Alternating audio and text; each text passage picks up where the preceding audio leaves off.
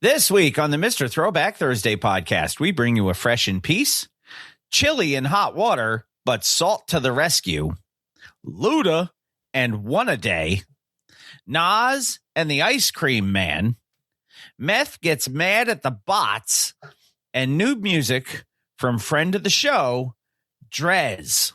What else? Let's listen. It's not just any day. It's Mr. Throwback Thursday. All you kids want to get on and shit. You are now about to witness the strength of street knowledge. I'll be damned. At the count of three, I want y'all to tell me the name of my DJ. 1, 2, 3.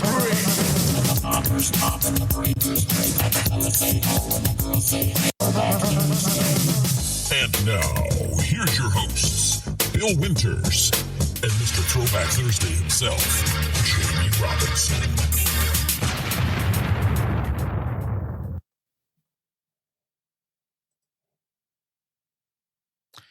And once again, it is your two favorite idiots bringing you everything that you've come to expect from the Mr. Throwback Thursday podcast. Welcome.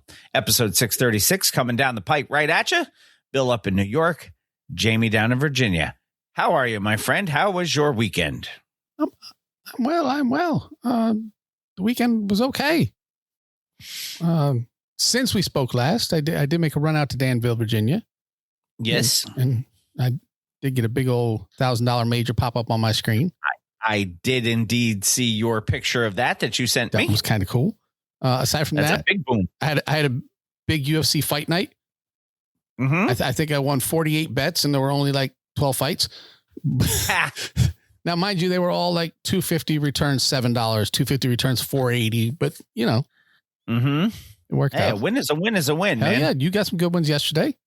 We don't ask how, we ask how many. Yeah, I can't believe it. I hit I hit 2 yesterday. Yeah, and one the day before or something like that. I love it when I couldn't believe it. They gave me that $3 free bet that they gave me that I somehow turned into $30 thanks to the Yankees. So you hear that? I was like, Bill's a Yankee fan for yesterday. I was a Yankee fan for that. I'll tell you that. And I didn't even bet on Junior Caminero to walk. like a certain other host of this show does. That is, for those of you who don't follow my betting during football season. Baseball bet. You're damn right.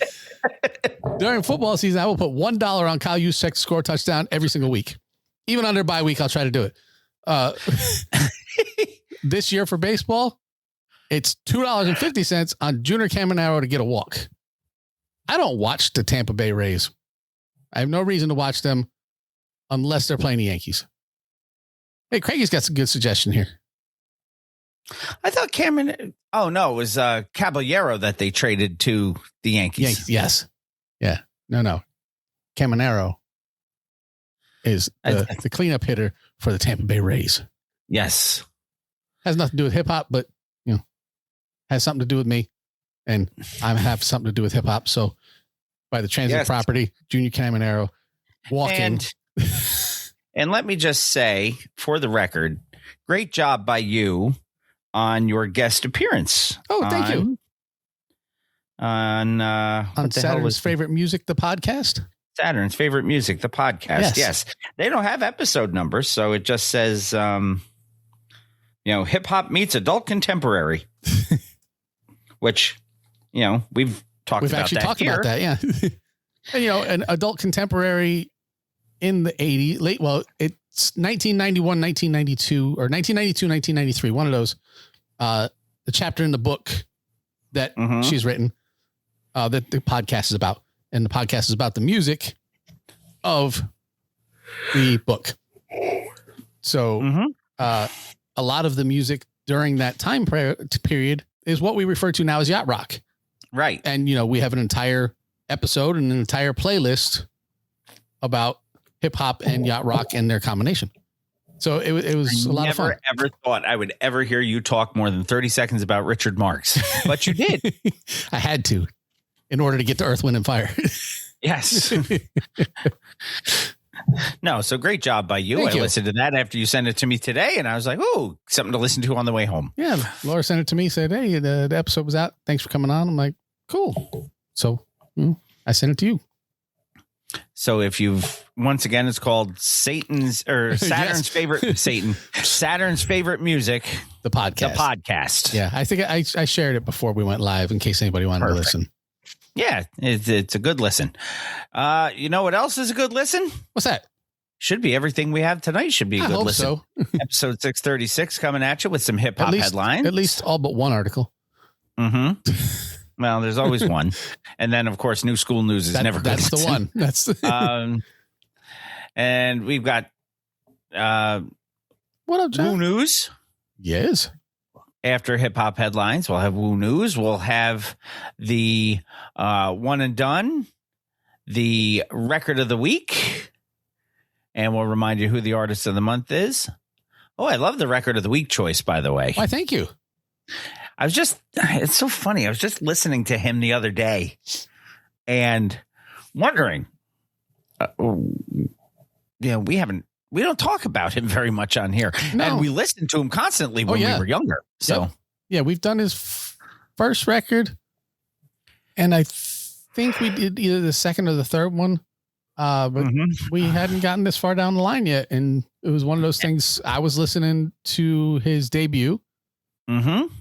When he was the youngest, and in charge. Yeah. And I said, you know what?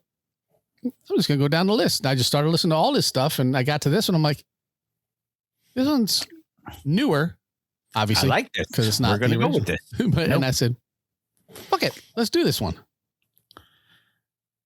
And that's what we're doing. So without any ado at all, whether nearer or further. Oh, no. And our old to the new this week. Yes. Doesn't exist yet. It's been shared on social media by the artist. Right. So I reached out to, his super publicist and I said, hey, any chance we can run this week? And she's like, what? I said, well, I'm just going to play it from his social media because I haven't seen it anywhere. And she said, hold on, I'll get it for you. So shout out to MJ and for hooking us up. Yes. MJ is always so good to us. But let us move on. We haven't moved to start with. So can't move on if we haven't moved to begin with. So with that being said, would you please kindly hit me with a little of that Triple H? Yay.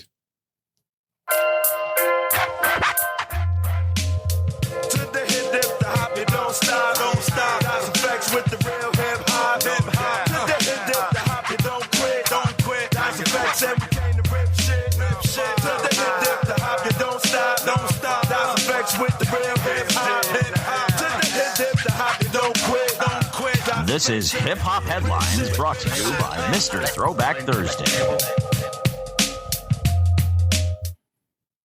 Well, get on it. It's your time. Is it my turn? It is indeed. It's funny how that works out for me. Your time. Hip Hop Headlines start with a fresh in piece this week. It's been a couple of weeks since we've had one. We were on a nice little run, but unfortunately that ends this week. We have some sad news hitting the hip hop community this week, especially the fans who lived through the golden era of the mid 2000s mixtape scene. According to Rolling Out, the hip hop world is mourning the passing of Ja Ja, widely recognized and celebrated as the fearless first lady of Dipset. While the official cause of death has not been disclosed, tributes have been pouring in across social media from fans and peers, including her fellow Diplomats collective member, J.R. Ryder. During the absolute height of the Dipset movement, an era when Cameron, Jim Jones, and Jewel Santana were completely dominating New York City street radio, Ja Ja managed to carve out a highly visible, distinctive lane in a space that rarely made room for female artists. Most fans will instantly recognize her contributions to the massive Jim Jones and Pistookie anthem, "What You Been Drinking?" She brought a specific energy that perfectly captured the larger-than-life party-driven vibe of that time.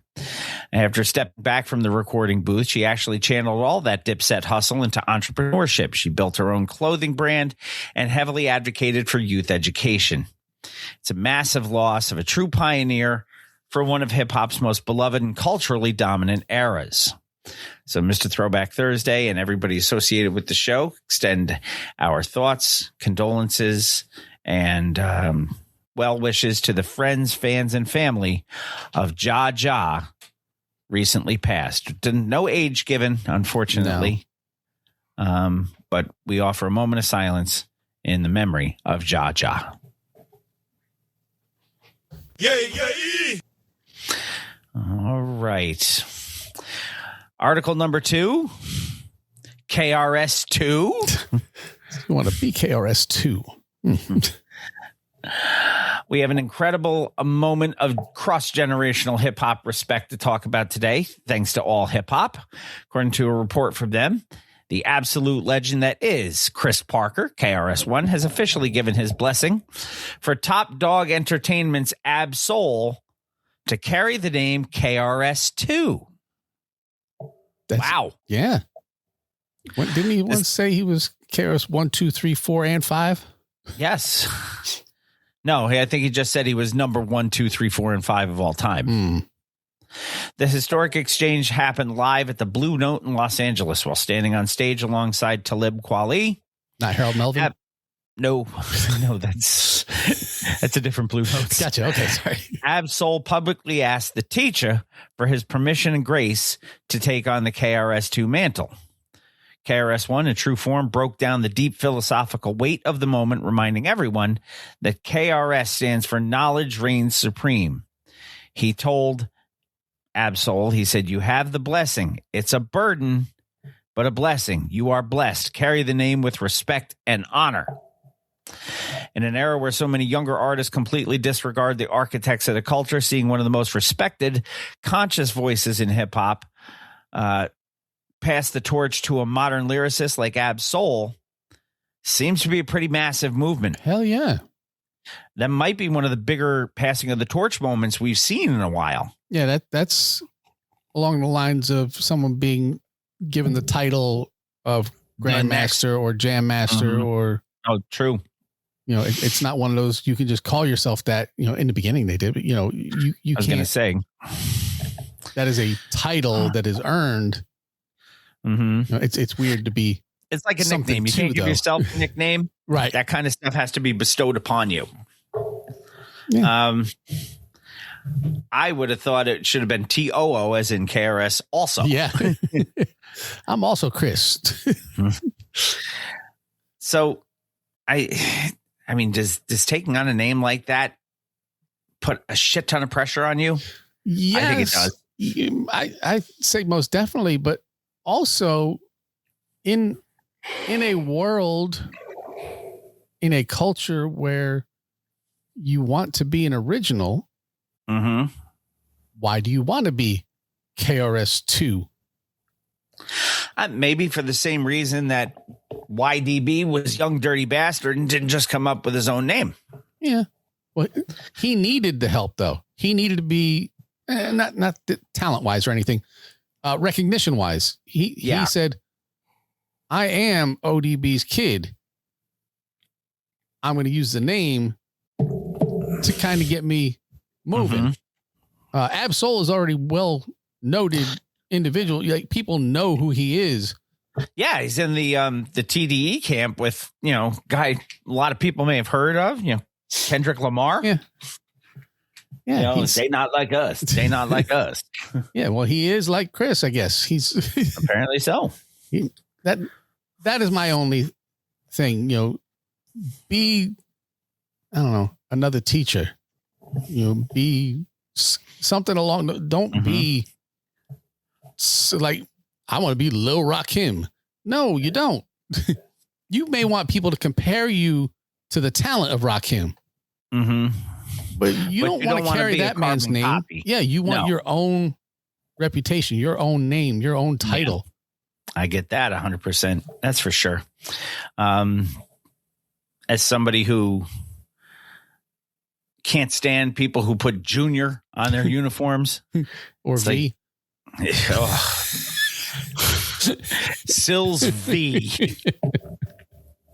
That just kills me every time I think about it. when a legend like Chris actually embraces a younger artist like this and actively passes the torch, how important is that for bridging the generational divide that, even people like us kind of cultivate? I think coming from Chris to Ab-Soul, that is a bigger thing for people of our era. Yeah. To say, okay, if Chris believes in this guy, maybe I should go and check him out.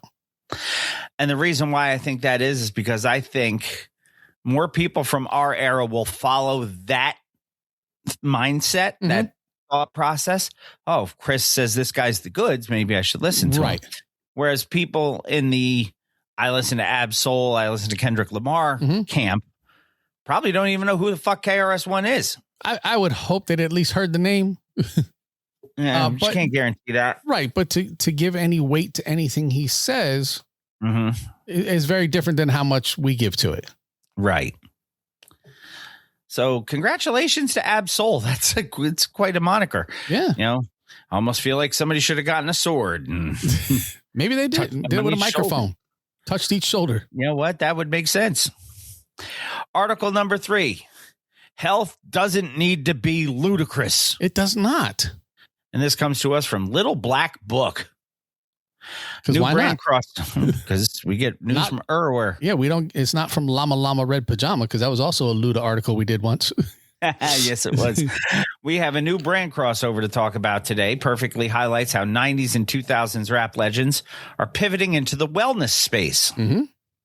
Luda has officially partnered with Bare's One A Day multivitamins for a massive new social first advertising campaign titled, appropriately enough, Health Doesn't Need to Be Ludicrous. When we thought before we were getting old, when we heard like Digital Underground's Kiss You Back in a cereal commercial or something, and then Das Effects was in a car commercial or something. Yep. We're like, oh man. Oh, and Black Sheep was also they were the Kia. Yeah. So when we started hearing our stuff we grew up listening to in TV commercials, we were like, oh man, we're getting old. But now when the people who we listen to are doing commercials for Bears One A Day, we're really getting old. Yeah. The entire premise of this campaign is Luda hilariously trolling the absolute absurdity of modern extreme wellness trends. And trust me, and somebody who works in healthcare, I see people come in saying that they do these things all the time. Yeah. And I just shake my head. In a series of digital spots, he attempts to keep up with ridiculous fads like drinking 25 gallons of water a day. Shit. Which will kill you, by the way. Yeah. It goes past the getting you high level. Yeah, I drink about a gallon a day, and you see what happens to me when we're doing the show. Forcing down celery juice. Ain't no way trying to do that. And sitting in a sauna while wearing $10,000 red light therapy masks inside an ice bath. That's a whole lot of stuff. That's very specific right there. The voiceover officially declares that there's only room for one ludicrous in this world, and it ain't going to be your wellness routine. Ludacris noted that after surviving in the entertainment business for over 25 years, he places a massive premium on simplicity and consistency. Instead of trying to biohack his entire life, he's pushing the idea of just going back to the basics and taking a simple daily multivitamin. It's a brilliant self-aware marketing move that provides everybody examples of his comedic timing, which is still pretty much undefeated. Yes. Now, Luda has done a couple of commercials. State Farm Insurance being the big one. And now he's at One A Day vitamins. Yeah, isn't that the one where the guy said, don't you mean roll out? No. Right. At this point in his career, is his pure calming relatability and willingness to poke fun at his own moniker actually a bigger asset to major corporate brands than his rap legacy? I think so. Yes. I think it makes him a hell of a lot more marketable. Yes. And they'll play his music in the background at the same time. Yeah. For that extra, you know this guy, you know these, roll out. Yeah. Yeah. But you're getting Luda. You're not going out there and getting Rakim, who's very, very, I don't want to say serious, but a much more serious individual. Yes. Serious is a good word. Yeah. You're not looking for that. You're looking for somebody with some comedy chops, somebody who could make the people go, hey, it's Luda, and it works. I think the only thing that would have been better is if they had gotten Little John and they just asked him, did you take your vitamin today? Yeah. Don't forget to take your vitamin. Okay. Because see, I could write this shit. You could. If you look back at the early 2000s, Ludacris was famous for endorsing Conjure Cognac and starring in high-energy Pepsi commercials. Now he's the face of a pharmaceutical giant's daily multivitamin. Is this natural progression? Going from these things like cognac and Pepsi to a multivitamin? What's next? Depends. Yeah, it depends. Geritol. Is that still a thing? Yes, it makes your blood rich. Yes. So they used to say, right? Yep. Yeah, it's an iron supplement, I think is what it was. That's really all it was. Yeah. Article number 4. Salt to the rescue. Yeah. Which you could say about any recipe when you're cooking. True. When in doubt, always add salt. Little controversy hitting the 90s R&B hip-hop community right as a massive summer tour is getting ready to kick off. As you might have seen, TLC's Chilli is currently facing serious online backlash after Federal Election Commission records revealed she made a nearly $900 in donations to Donald Trump's campaign in 2024 and affiliated Republican PACs.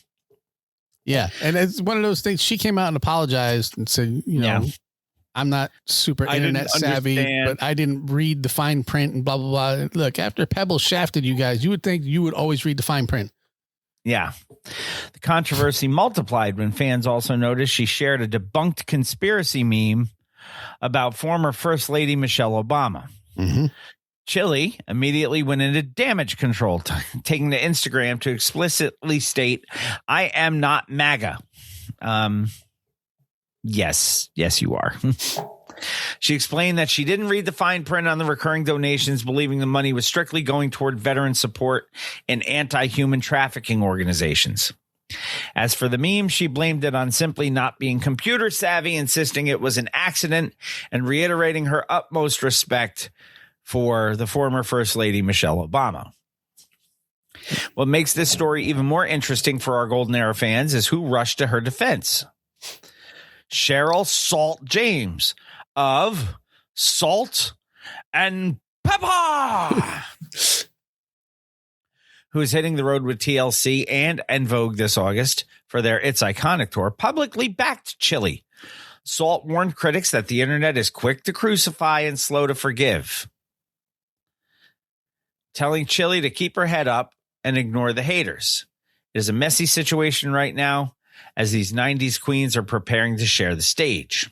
With En Vogue. The fine print defense. That's almost as good as the Chewbacca defense. Yeah. And again, I would understand if you weren't run into bankruptcy at the height of your career by Pebbles. Hey, Yeshua Lamar Gets his wife Jenny has joined the chat over into Graham. Hi, hello, Jenny. She could have come up with a million other excuses that would have been more believable. One of those things, after you've been in a while, Navy stands for never again volunteer yourself. Is that what that is? Yeah. It's along the same line. You after you enlisted the first time, you read fucking everything you sign. Yes, I would think you do. At least you should. So I'm not surprised Salt jumped in. Because Salt's been very outspoken on a lot of things lately. Yeah. Especially with the battles that they're having with the record label. Oh, yeah. So Pep doesn't say much. Pep just kind of keeps to herself, and Spin is just kind of like, hey, I'm here too. But Salt doesn't just use the mic to spit rhymes. Let's put it that way. Yeah. So $900 to Trump, I guess, or the Republican Party or whatever. Yeah, some weird pack. I don't know. It's $900. Yep. Is that cancelable? It is the support. It's not a matter of how much you supported. You supported. That's what it is. You know, I'm not canceling anybody for their political beliefs. You know, I may not associate with you. I was going to say you and I are the same on that. Yeah. Look, I have friends on both sides of the political aisle. Yep. You know how I avoid this shit? I don't talk about fucking politics with them. Yeah. Yep. Yeah. So, I do not believe that Chilli's political donations, whether it's her beliefs or whatever, political donations have any impact on how she sings. No, they shouldn't. You know, and it is once again separate the artist from the art. Mm-hmm. You know, I don't know Chilli. I like TLC. I was a fan of TLC in the beginning on the, what was it, Crazy Sexy Cool album? The one before that. Yeah. The first one Ain't Too Proud to Beg. Yes. Yeah. I forget the name of that record. But yeah, 2 inches or a yard, rock harder if it's dragging. But that's because I was more of a Left Eye fan than anything. Because Left Eye she was the rapper out of the three. Yep. Yeah, no, she was the hip hop part. Yes. So on the TLC tip, that was the first album. You probably, and once again, her half veiled apology is proof of the old phrase, it is better to keep quiet and be thought of as a fool than open your mouth and remove all doubt. Yeah. And that apology kind of made her look not good. Let's just put it that way. Article number 5 from Bloody Disgusting. Yeah. Which you and I used to read along with our Fangorias and all that stuff when we were young because we're dumb. Well, yeah. The Ice Cream Man is coming. Another story today about a 90s hip hop legend making a massive pivot into Hollywood. According to a new report from Bloody Disgusting, Nas and his media company, Mass Appeal, have officially entered a major strategic partnership with director Eli Roth's production banner, The Horror Section. Yeah. Now, who else was just working with Eli Roth? Was Snoop working with him on this? I don't know. I know we Nas just talked about him. It was Mass Appeal forming a partnership, but I don't. Is that what we talked about? Yes, but Snoop is also going to be in a horror movie. And it may have been Eli Roth. No, was that Ridley Scott? No, I know Snoop it was is working with Eli some Roth. big- Yes, it was. Okay. Hold on. It was before the research department comes out of the woodwork. I'm gonna get it. Don't go in that house, bitch. That's what it was. That's what it was. That wasn't Eli Roth. It was an Eli Roth thing. Yes, I knew we just talked about Eli Roth not too terribly long ago because we were rather impressed that a big, well-known name in the horror realm was involved in all of this stuff. Now, through this new alliance with the Horror Section, Nas and Roth will co-develop a slate of new film and television projects that aim to push the creative and cultural boundaries of the horror genre. The very first project out of the gate is an upcoming theatrical release titled Ice Cream Man. Didn't they used to have a movie called I Scream Man? Yep. So, which, in fact, wasn't Kane in that? That I don't remember. Yeah, I know he was in a few. I think he was in. No, he wasn't in Hatchet. That was Kane Hodder. He was in See No Evil. See No Evil? Something like that. he was in. Yes, See No Evil. I'm pretty sure that's what it was. See No Evil in 2006, There. where he had the character of Jacob Goodnight, Sure. which I don't know why that came to me Isaac out of nowhere. DDS. That was such a stupid character. So anyway, through this alliance, Nas and Mass Appeal CEO Peter Bittenbender are officially boarding on as executive producers of Ice Cream Man. The Ice Cream Man is coming. Directed by Roth and starring Ari Millen, the film follows a picturesque summer town that descends into absolute madness when a local ice cream man starts serving the neighborhood kids some horrifying treats. Nas stated that he and Eli bonded instantly over their mutual love of horror, and they are excited to create massive cultural events in the horror space. Between this and Snoop Dogg's new rodeo drama, which we did talk about last week, the architects of 90s rap are absolutely taking over the film industry this year. And I, for one... And doesn't Snoop have his own movie where he's playing twins we just talked about, too? Yes, we talked about that in the last 2 or 3 weeks, too. So. Now, the premise about a crazy summer town because of a demonic ice cream man. Are we going to get a heavily curated classic boom bap soundtrack for this? Or will the project stand purely on the horror elements without injecting too much of Nas's musical legacy? Or is he going to remix the Mr. Softy jingle?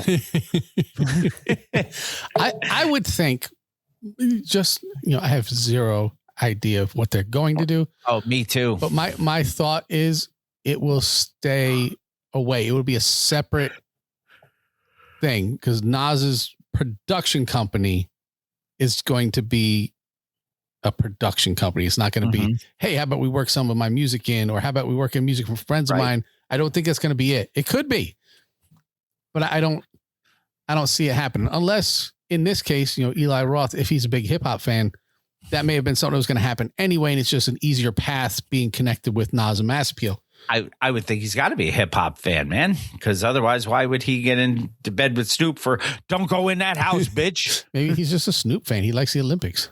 That could be too. We used to get great soundtracks in the 90s. We've actually done a few of them as record of the week because they were so good. We have, yeah. And the main one being, of course, Judgment Night, possibly the greatest soundtrack of any movie. Yeah, I think we did the soundtrack Juice, didn't we? We did. Yep. We did New Jack City too. New Jack City too, yeah. Article number 6 from the Washington Informer. Yes. Not down with Rush, and I don't mean the Canadian triumvirate. No. We have a massive legal battle centers around one of the foundational architects of hip hop, according to an exclusive report from the Washington Informer. Russell Simmons has officially filed an explosive defamation lawsuit in Manhattan against Warner Brothers Discovery, HBO, and the filmmakers behind the 2019 documentary On the Record. Simmons, who of course has been living in Bali since the allegations first surfaced of him being doing that thing that he did, being privy to accused of doing whatever. Yes. Well, just look up Russell. I don't want to go into it. Yeah, he's been accused of some stuff and some things. Yes, I wouldn't recommend it. Speaking of being accused of stuff, I read today. I don't have a news article to support it. It was actually a post that Sammy B from the Jungle Brothers put up of something that was sent to him. So it's third party, twice removed. Africa Bambaataa is in the hospital right now. Well, if Bambaataa is guilty of what they say he is guilty of. Yes, he's accused and alleged and and all that stuff. Yep. And has yet to offer any kind of credible defense against. Moved out of the country, a la Russell Simmons. A la Russell Simmons, yes. Who's, as we said, living in Bali. He's accusing the network of ignoring severe warnings from civil rights leaders, including Reverend Al Sharpton and the late Reverend Jesse Jackson. Yes. And knowingly pushing what he calls a, quote, tabloid hit piece, end quote, that exploited the Me Too movement for profit. The lawsuit claims that the filmmakers completely ignored and buried exculpatory evidence, including testimony from former Def Jam president Carmen Ashurst, who directly contradicted one of the central allegations against Russell Simmons. Mm-hmm. One of the most wild parts of the filing details how Oprah Winfrey, you might have heard of her, may have, famously backed away from the documentary as an executive producer. According to the suit, she explicitly warned the filmmakers that there were, quote, too many inconsistencies, end quote, in the lead accuser's story and urged them to include opposing perspectives. When the filmmakers said, nah. No, we like our story. Oprah walked. Simmons is now claiming he was deliberately, recklessly, and maliciously defamed on a global scale. So, but, you know, yeah, the accusations are what they are, and you've never come right out and basically said they're not true. Well, he has said they weren't true, but he has not. You can't prove a negative, but he hasn't been. He hasn't come here to face any charges to say, no, I'm gonna show you. Been forthcoming and right. Yeah. And now, look, the fact that Oprah walked away from it, does that make this more of a story than what it is? I think it actually lends to Russ's defense a little. I think if it's not just Russ saying, hey, I know you could have found this stuff out and you just chose to ignore it.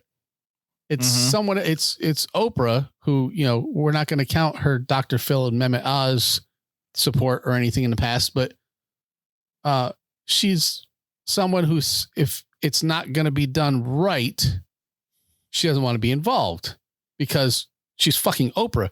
So if she saw something being intentionally done wrong, that's a backup for us. I mean, whether he did nothing or whether he did some stuff, but this would approve some other stuff that he didn't do, I don't know. And it doesn't affect me. But in this case, if he's saying, look, all this stuff was presented to them and they ignored it, even Oprah knows it. Well, now the world goes, well, if Oprah knew it and she got out, maybe, you know. Well, and this lawsuit comes years after the documentary originally aired.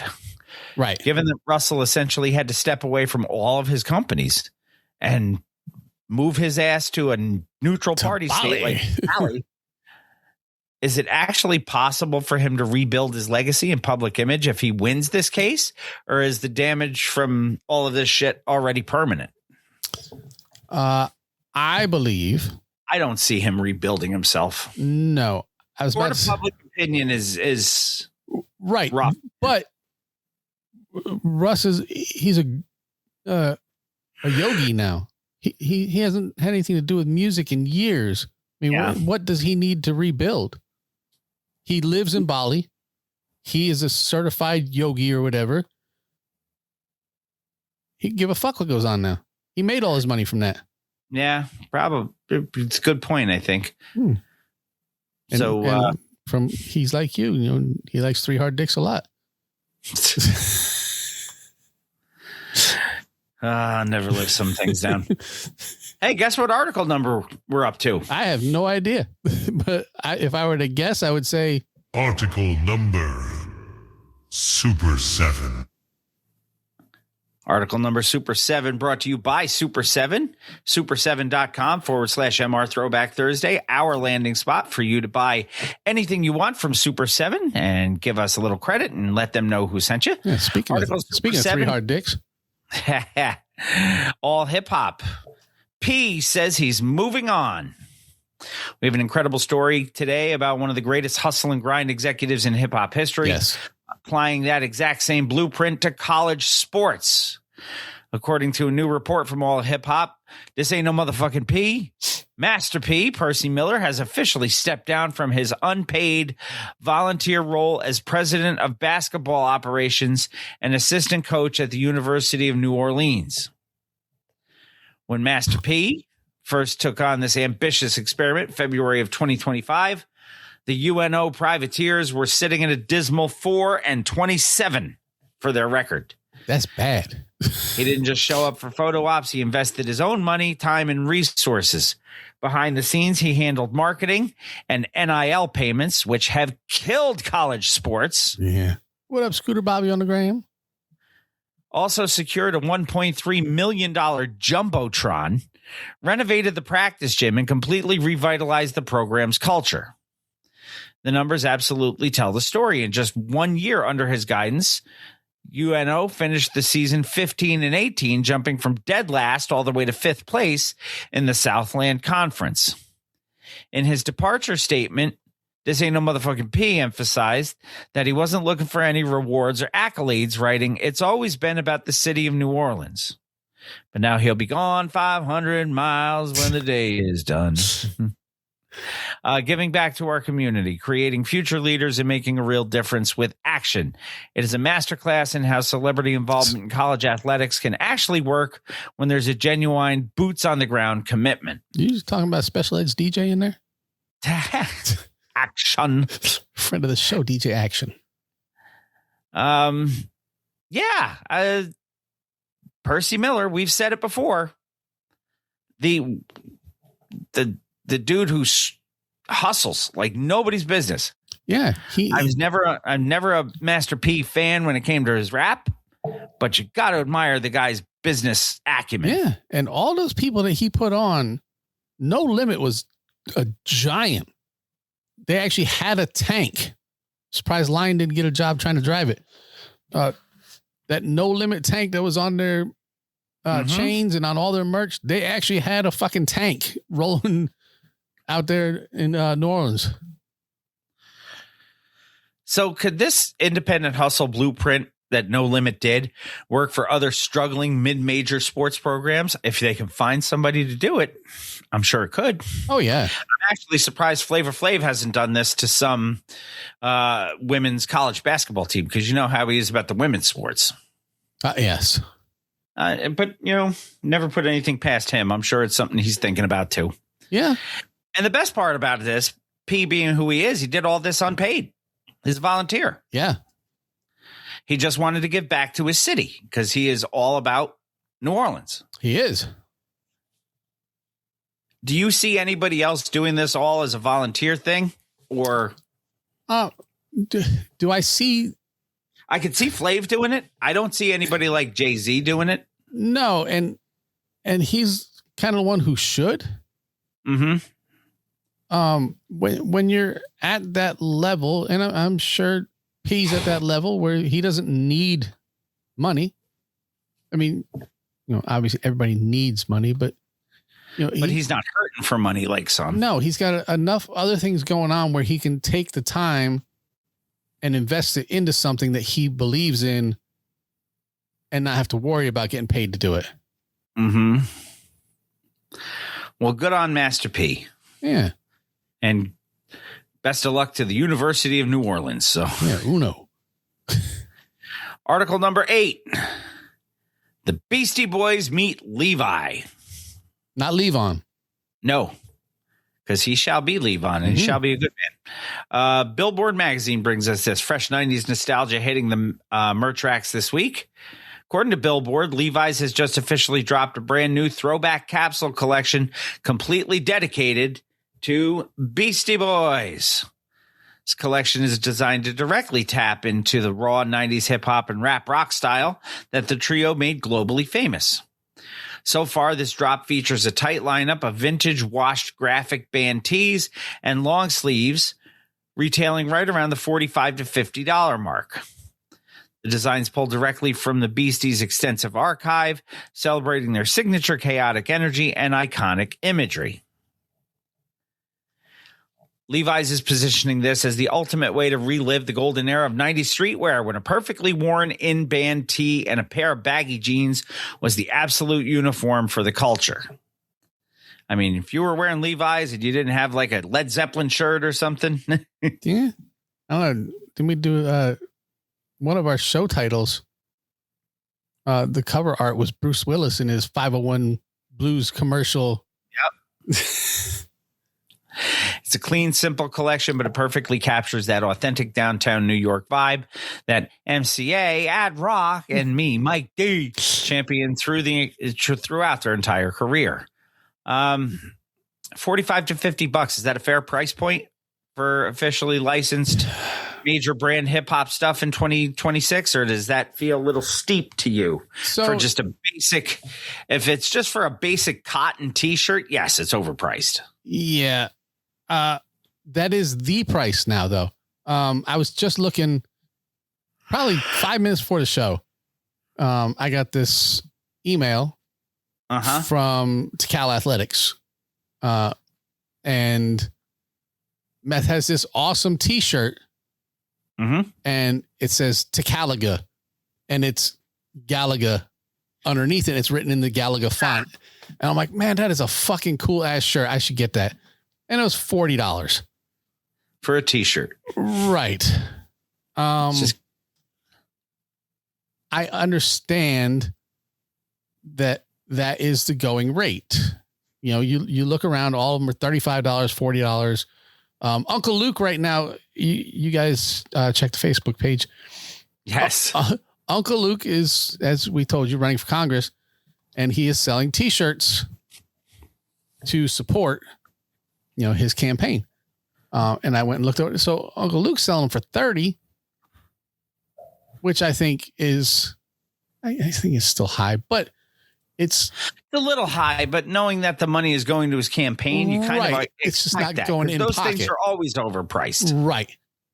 So basically, it's like, hey, make a donation to my campaign. We'll give you the T-shirt. Exactly. And now, Beasties teaming with Levi's. They were skate rats.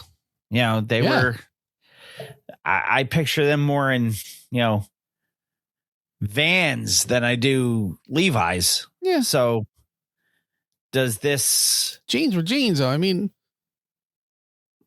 Run DMC had their Lee on. Lee on the legs, sneakers on the feet. D by my side and Jay with the beat. Indeed. Now Levi's has also recently done collections for Nas and Oasis. So with so many legacy clothing brands now eagerly digging into 90s hip hop archives for these collections, is it getting too much? Or not so much because we didn't know anything about the Nas and Oasis stuff. It was not a large enough campaign to catch our eye, I guess. I more the merrier. I mean, the more classic hip hop artists getting anything going on today, I'm for it. Yeah. No, I don't picture them pantsless in Vans. No Levi's, just Vans. Levi's weren't the jeans that, the skater kids were wearing because they weren't the big baggy ones. Yeah, but when they were skating, though, they didn't have the Jenkos yet. That wasn't until that's what I was thinking. See, I wasn't a skater like you were. Yeah, it wasn't until like late 80s, early 90s, and they were just really baggy then. They weren't the super, giant flared leg until 91, 92. Yeah, when the kids are like, look how big my jeans can get, and now they're. Yeah. Look how tight and small my jeans can get. Yes, look at how my jeans look like my 5-year-old sister gave them to me. Yeah. So, if you want to pay that much money for this stuff, by all means, have at it. And Stern's got some good advice. Yes, especially if you're on camera. That helps. It's kind of wipe your butt or wash your butt. It's kind of like keep your pants on. And keep your eye on your luggage. On your pants. Yes. Guess what time it is? Fire up the calliope. And now, new school news. Hot new hip-hop reports. Raylo tells Lil Woody how he would have handled Pooh Shiesty in an alleged conflict. Okay. I don't know who any of these people I don't know what words you said aside from conflict. I do know. I've heard the name Pooh Shiesty. Yeah. Because when I have a Pooh Shiesty, I have to make sure I have plenty of toilet paper in the bin. Yes. Yeah. I saw that article and I said, I don't know if I just had a stroke or what the fuck just happened, but Pooh Shiesty. Indeed. I don't want to talk about my Pooh Shiesty and my Little Woody in the same sentence either. No, Bill putting his Little Woody into somebody's Pooh Shiesty. Hey, if that's your thing, that's your thing. I'm not going to criticize you for it. You know what? Bill is dragging you down, man. Yeah. Bill talking about his Little Woody and somebody's Pooh Shiesty. And his Pooh Shiesty, yes. And the fact that there was an alleged conflict about it. Yes.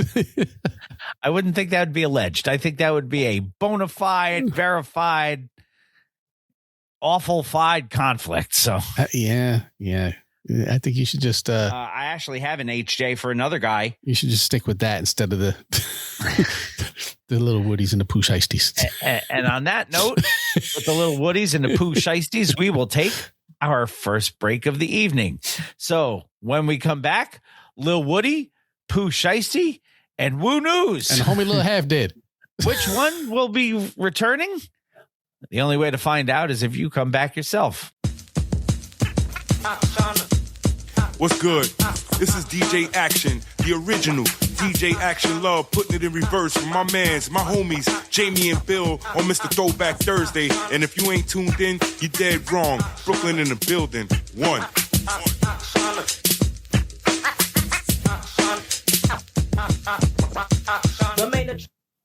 1 2 1 2.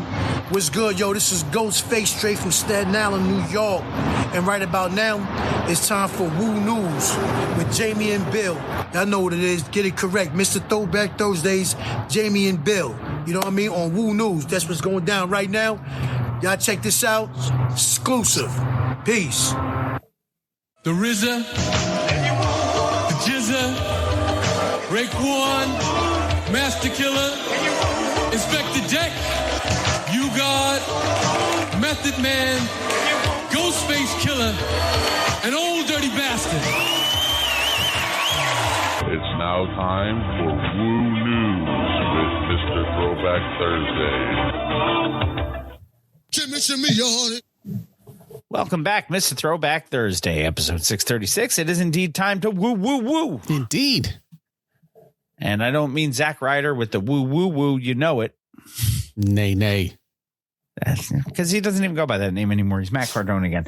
But it is indeed time for Woo News. We have a couple of pieces of Woo News for you this week. Woo News, article number 1, Wu-Tang Sextet. And who does this come to us from? I have no idea. Yahoo! Which they don't even do on commercials. They don't even make commercials anymore. But we do it here. Important update regarding that messy Wu-Tang Clan tour situation that we talked about last week. According to a new report from Yahoo Entertainment, fans who bought tickets to the Australian leg of the Final Chamber tour are officially being offered full refunds. Mm-hmm.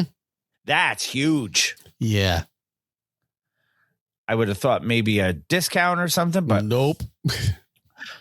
The tour is heavily promoted with the ironclad promise of featuring all members for one last massive farewell run. But after Clifford Smith Jr., professionally known as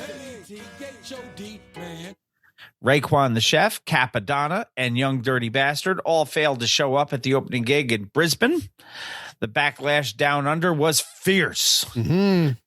Ticketing giant down there, Ticketek, had to step in and send out an official email to ticket holders, not only acknowledging the, quote, unforeseen circumstances, end quote, of the missing MCs, but giving fans the explicit option to claim their money back before the remaining Melbourne and Sydney arena dates. At the Brisbane show, RZA actually apologized to the crowd at the end of the set, reportedly explaining that it's, quote, 23 hours to get to Australia, end quote, implying that the brutal travel time was exactly why half the group didn't make the trip. Because they said, fuck it, I ain't going 23 hours out there. Offering mass refunds on an arena tour is a huge financial headache for the promoters, but it shows just how seriously fans take that all members guarantee. Yeah, there's always that, card subject to change. Mm-hmm. But if you say we guarantee you're getting everybody, that's a big word. That's a tough one to hold up. Because what if somebody gets delayed? Mm-hmm. Especially with the TSA/ICE situation that was going on. Yeah. You miss your flight, or your flight is delayed by 5 hours, and that 23 hours on top of it, you don't make it in time. I don't know exactly. This could be a scheduling thing, but you can't say. Yeah, but there's 4 guys who decided not to show. Right. Yeah. So one, I don't care who it is. One is it happening? Yeah. 2 can be a coincidence. 3 becomes a pattern. Mm-hmm. 4 people didn't show up. Yeah. Now, if one of them was you got that didn't show up, fine. But you got was there, so that's worse. You missed out on 4 people, and you had to see you got. Is that 23-hour flight excuse? Is that just an unacceptable excuse for bailing, or is this? I don't know. I don't know what else was behind it. Is that typical Wu-Tang behavior? Because when we saw him, everybody was there, right? And I saw them again here with Nas and Busta Rhymes on that New York State of Mind tour, and everybody was there. I have heard though that is not a normal thing. Getting everybody together for every show is near impossible. But when you are on the final chamber where all members will be at all shows, that's different. Because when we went, I was talking to Boss Lady after the show that you and I went to with Alfredo. Yes. And she said, and it was great that Method Man made it for this show. So I don't know if it's a regular thing, that he has so much other stuff going on that he can't make it all the time, or, he can't keep up to do.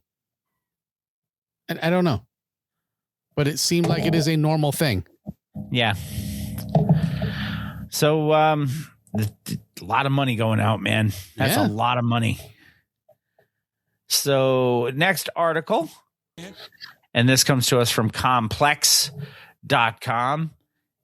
Yo, Spike, we've got the bots. Clifford Smith Jr., professionally known as, calls out the Rock and Roll Hall of Fame voting bots and says it's not fair.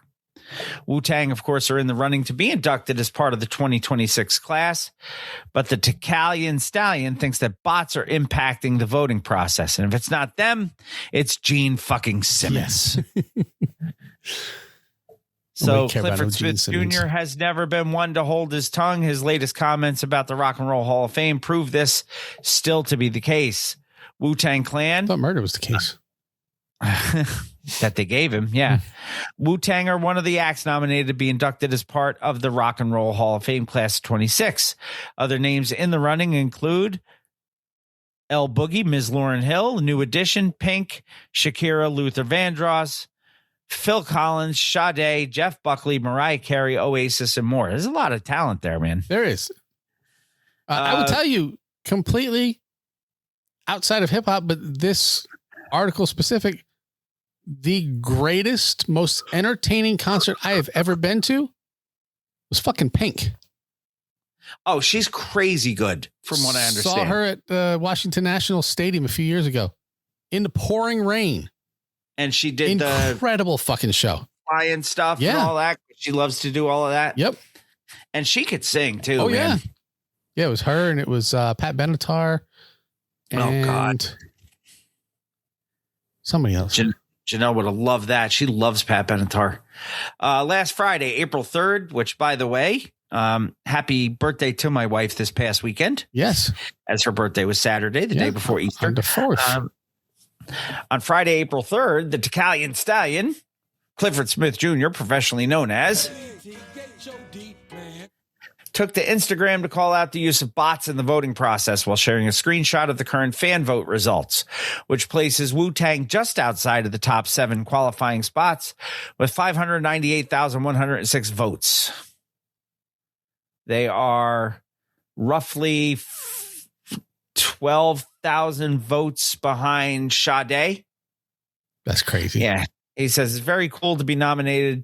What isn't cool are bots getting involved in the voting. It's not fair to the nominees or the legit voters. With that being said, congrats to all the nominees and good luck. Although it's, his post was soundtracked by Gerhard Heinz's Cheaters theme, and it garnered a huge response from fans who shared their thoughts in the comments section, many of them highlighting how quickly Shakira reportedly jumped from lower on the leaderboard to top 5. Which is really funny considering the legal issues she has had in the past. Shakira was way down, then automatically jumped up a few days ago. Good thing this ain't the only criteria for y'all to get in, but still, it's Wu-Tang forever. Shakira coming out of nowhere, it says. A couple other fans commented on New Edition being in the number 1 spot. Yeah. Outscoring the rest of the pack by a large number of votes. It says, no way New Edition is winning by that much. Also, Pink, no hating, but something is off. No, that's not true. Pink deserves. Yeah. New Edition is for certain. We are hardcore fans and we aren't bots, says somebody. And that's true.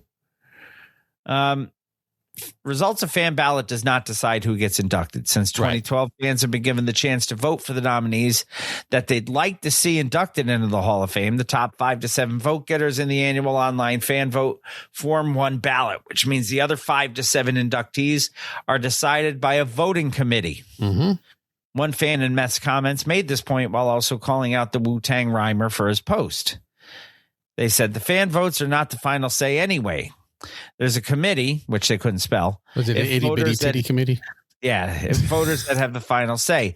I think the Wu were 100% getting in. Don't start blaming bots. That's corny.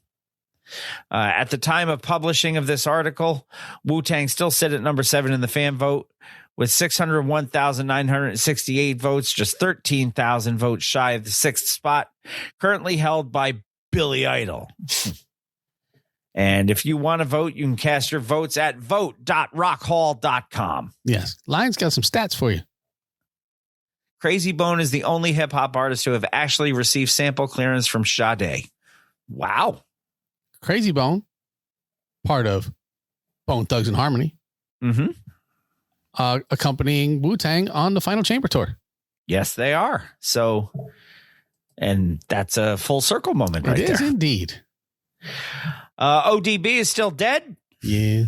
You God is still unalive. Yeah. And I don't think is still not good. Or his talent is not alive. That's true. I'll let that one slide. And that is it for Woo News. It's time for some music. Let's start with a one and done, shall we? One and Done comes to us in 1994. A number. This is listed as gangsta and thug rap. Yeah. But I didn't even know it was a thing in 94. Me either. I believe this is a true one and done. I see nothing else from this. I found nothing else in my minimal research. So the artist for your one and done for episode 636 is Nene X. XXX. Oh. And the name, no, just one X. Okay. And the name on the record is She's Dangerous.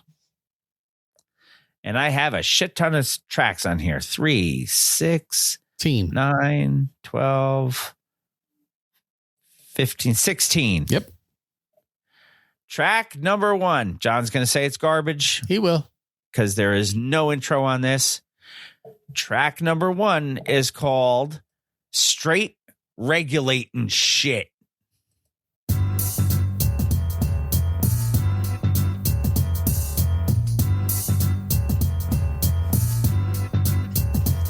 Nene this shit to the max. Blow a hole in the motherfucking blue-eyed devil's back. Your faggot ass so it look good in the grade paper. Turn on your ass, now used to slave. Dangerous and my boys is in this bitch. Dangerous compared to us, ain't nobody regulating shit. Yo, it's on drinking gin, Tangeray and E and day 2. Drinking like a motherfucker. Now I'm about to tell you a story about this fool named Jay. Talking shit behind my back. Tangeray and E and J.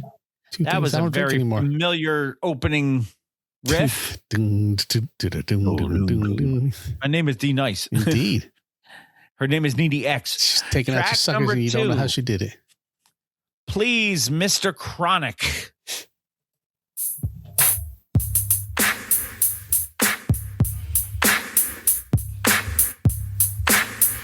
I got a Mac 11, but the worst is yet to come. I want me some motherfucking 90s and the blunt, and I wanted to be the Mary Jane. Well, it's the green shit, the motherfucking biggity boom by who the kid. And when you take a hit on the cases that make you sick, we roll it up, we roll it up, we do whatever to get a split. Just to inhale the filthy, funky, smelly shit. And I'm having thoughts about pulling Jackson robberies, fucking shit up. The funky, smelly shit. Well, if it's going to be smelly, it's going to be funky, I would think. Well, yes. Track number 3 is the title track. She's Dangerous. She's dangerous. She's not the one. A fool, you better watch your back. Your ass will be fucked, and that's a motherfucking fact. If you wanna contest, she'll put your ass to rest. Stretch with the X, the girl is dangerous. I'm in a tight ass Lola. Hold down straight on top. In the blaze, get the strap and take a motherfucking ride to the west side and then to the shop. Sunday motherfucking morning, tree deep in the car. Track number 4, Joking Around. Ain't nobody joking around. Oh. Nene X is in the house. What's happening, Joker? Yeah, finna get that ass for the Nene and the foe. Fading on white shit. You don't hear me, dog.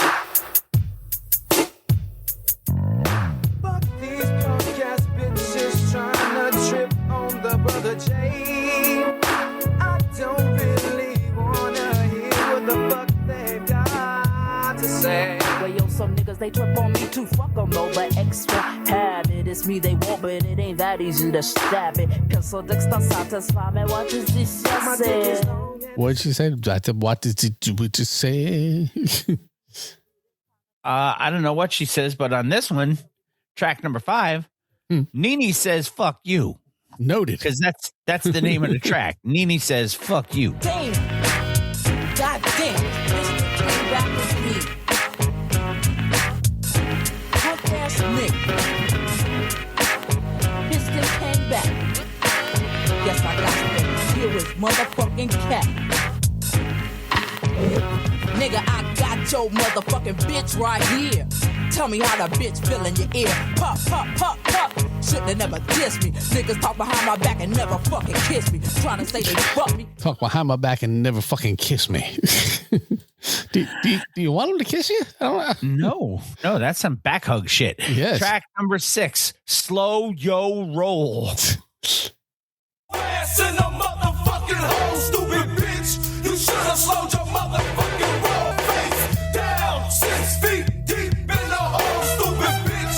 You should have slowed your motherfucking slow tempo. Something for these motherfuckers to roll to. The X on fading bitches if I haven't told you. I'm finna break a couple hearts in the process, fool. I'm on the winning streak, meaning I haven't lost shit. There's a bitch in the middle who better beat the program. Gets from the Well, Nene said fuck you before. Mm-hmm. Now she's got a target for her She angst. does. Track number 7, fuck Luke. Hey, we're saying support him for Congress. Fuck you, fuck you, fuck no, he wish he could be. Fuck the ass bitch, mad nigga with a puss. That was Luke, man. Fuck no, he wish he could be. Fuck you, fuck you, fuck. It's Luke, man. Fuck no, he wish he could be. Fuck the ass bitch, mad nigga with a puss. Now it's Luke, man. Fuck no, he wish he could be. Buster ass bitch made nigga with a pussy. Getting dick down by that bro, he's a hoe dangerous. So make your ass have a casket for an afro. How the fuck your ass gonna diss someone? How about my voice this the bitch with a dick for a thumb? That big ass gap in your teeth is where it fits. little Humpty Hump in the background there. Kind of sounded like it. And bitch ass gap in your teeth.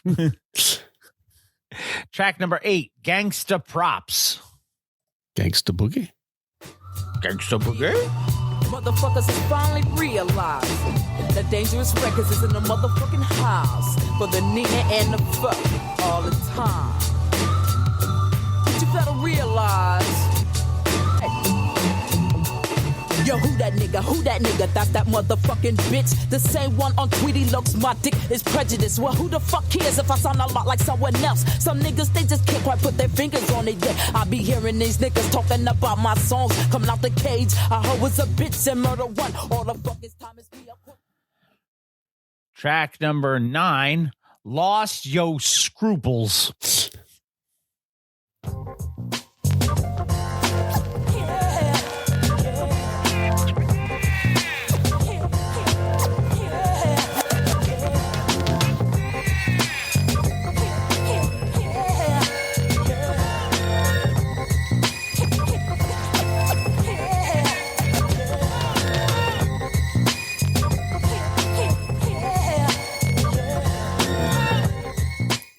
Great song. You seem like you also lost your lyrics.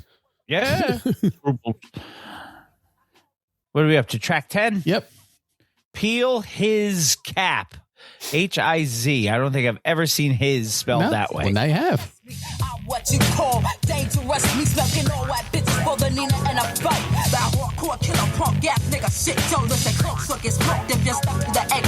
Yes, it's true, I'm a gangster with a strap in my vest. Full of busters running up on me. Talking shit about what you got, all that shit is phony. You ain't got shit, never wasn't about shit, and can't shit. Worth a damn, so my battle click. After your daddy's up, going it like a dick. I'ma blow his fucking head off. Take no prisoners, they disrespect, they get landlord. Like a dick, she's going to blow his fucking head off. I don't get the reference. Maybe she'll send him, quote, home in a body bag. That's Maybe. your next track. So home in a body bag.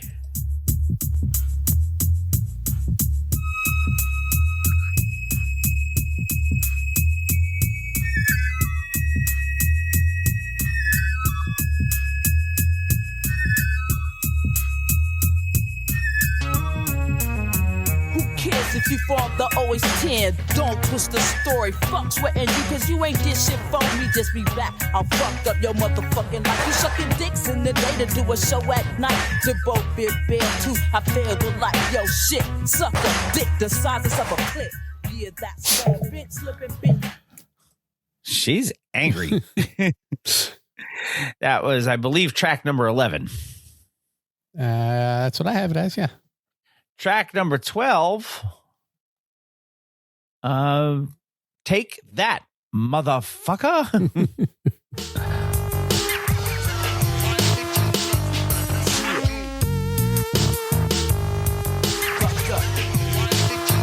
Motherfucker step forward and motherfucker step back before I pull your motherfucking cap.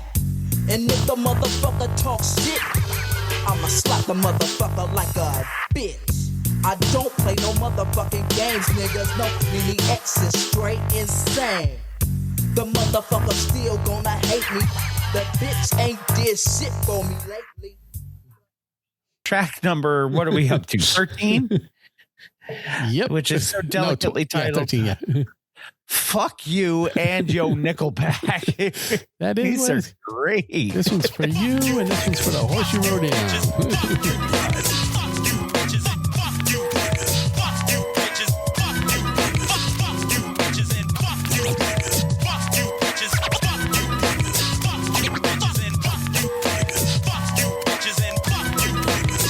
All scandalous ass niggas, I'm down with my nada and eyes liable to plug you in your motherfucking spawn to let you know I ain't taking no shit.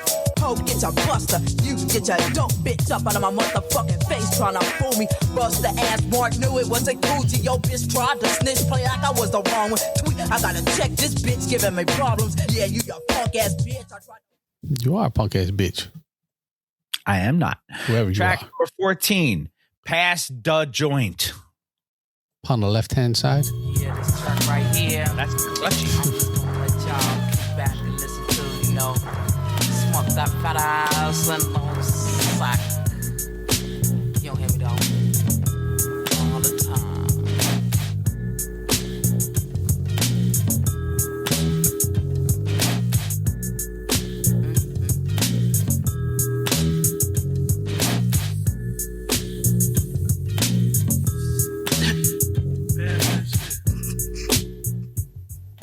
Good song. Boom. Boom. We've had a couple of them. Mm-hmm. Track number 15, Break 'Em Down. Breakdown? Oh, hi. I'm Nene C, Nene B. Damn, X, bitch. Oh, you're so funny. Your problem? It's Nene X. Yes, I know Nene X. Here, dang, did you get my tape? Oh, yes, the young man, he brought your tape by, and I loved your tape, but it's just a little too harsh for my company. Damn, what the fuck you want me to do? We need some, the bubblegum rap. We need some MC Light and some I Tamrock. ain't even trying to hear Money all that. Love. Money Love. Track number 16, last track on the record, Ghetto Ass Shit. The shit. Come with a little freestyle right now. Nene X most definitely in the house. I got dangerous records all the time in the house. Yeah, we finna kick some of this ghetto ass shit. You don't hear it on? Yeah, all the time, no. But check this out, I ain't finna rap. I'm just finna let my homeboys handle all this shit. Dun-da-da frizz. Yes, man. Big bomb. I got my heat on deck, cause I'm strapped at all times. Nothing but hollow point shells loaded up in my 9. Ready for gangster shit, I'm quick to gang a trick. And I commence to start blasting off that deck. And that is your one and done for episode 636. Nene X, She's Dangerous. She's dangerous. I have no charting action on this, What? and I have no singles released. Crazy talk. I know, it's just ridiculous. And that was It's ludicrous, if you will. that was a record. That happened. It was. What'd you think of it? It was fine. Yeah, it was Columbia. Yeah. It was what it was for the time. Mm-hmm. Some people Without just First Day. Yeah. It was just the original 7. Yes. So Nene X, She's Dangerous. You're one and done for episode What if 636. she's still dangerous? Probably. I don't think you get undangerous. I think it just takes a little longer to provoke you. That's fair. The record of the week for episode 636 comes to us. It's the 4th album by this artist. It is. I think the third one was a greatest hits or something. The best of, yeah. Yeah. October 26th of 2004. Which is crazy talk for people that we put out on this show. Produced by Howie T. Hitman Howie T, if you will. On Semi Records, running 49 minutes and 5 seconds. So it's a short record. Mm-hmm. This is the 4th album by hip hop MC Special Ed. And it's called Still Got It Made. I have 13 tracks on this. Yep, that's what I got. Track number 1, Special. Yeah, it's featuring Teddy Pendergrass, too. Oh, I didn't have that. I just want to say, I hope you all don't mind. If you don't mind. Because I love you all. And to me, it's gonna spend. What up, folks? Long time no hear, but there's times when I don't care. Like I'm blind with a cold stare, sitting in an old chair, thinking about the ones that I hold dear. It's another whole year. Oh dear, oh yeah. Let me start with the one. Track number 2, NYC. Yo.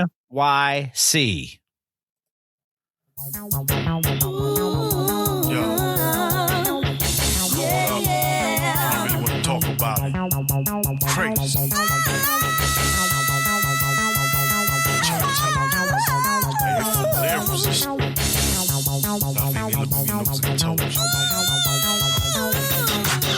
I said, Mom, why did you come into America?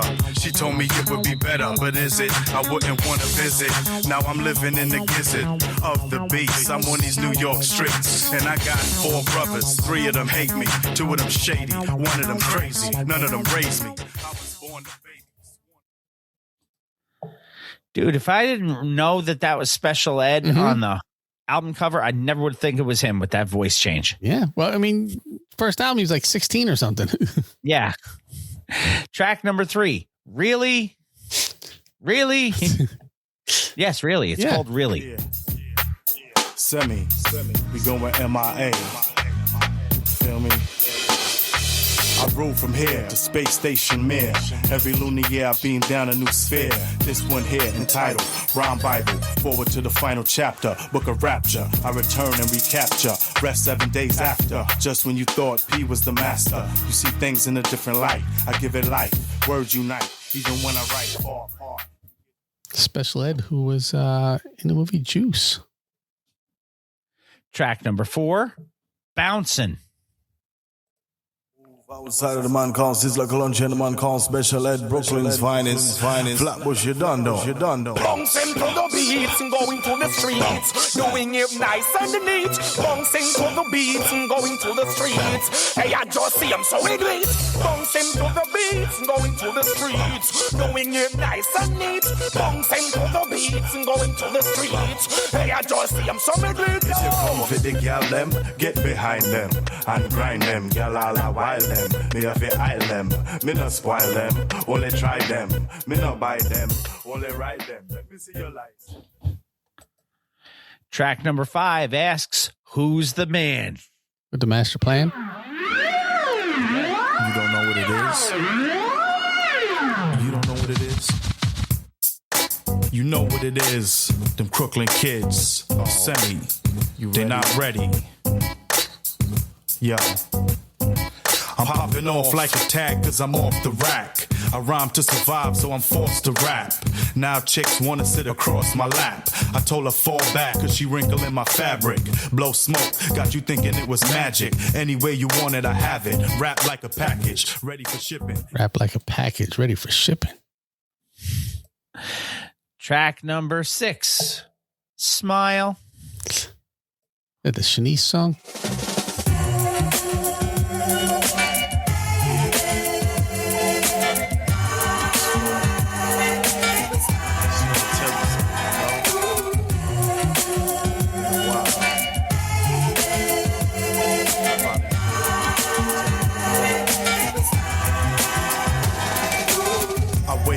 Just to see if you there, smell your hair, cause I can tell you care. Everything you have, you share, and likewise, looking in your bright eyes, you quite wise, just the right size, never no lies, can't wait.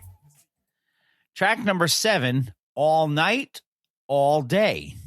Well, it doesn't leave much room for anything else, does it? No, it's featuring a dog pound, by the way. Really? Yeah. I don't have any features I know, listed. that's why I got you.